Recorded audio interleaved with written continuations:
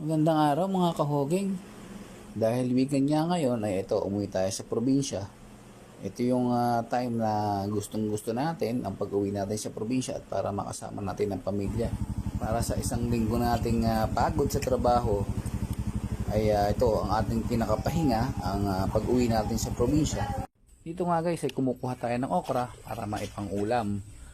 Ang pinakagustong luto ko nga nito guys ay ang ibabaw lang sa sinaing, ay talaga namang kasarap. Naalala ko tuloy ng mga bata pa kami. Nagkataon na wala si mama sa bahay at kailangan magluto ni papa para may mapang ulam kami. That time ay may okrahan din kami sa likod bahay. Alam niyo ba guys kung anong ginawang luto ni papa sa okra? Kakaibang luto sa okra. At ito ay tinorta niya. Pero okay naman at nakain naman naming mabuti. Nakakatuwa lang pag naalala ko kasi bilang isang ama ay gagawin mo talaga ang lahat sa iyong anak. Bilang isa na nga rin akong ama ngayon ay talagang nare-realize ko kung gaano kahirap ang kanilang pinagdaraanan para mairaos lang kami. Itong okrahan niya na to guys, sa ngayon ay napipitasan ng 2 sako or 30 kilos tuwing ikalawang araw ang pitas nito.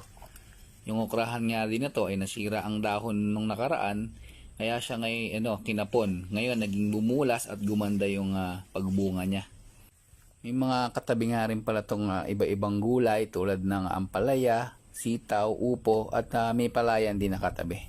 Kayo guys, anong paborito nyong luto sa okra? Comment nyo nga sa baba.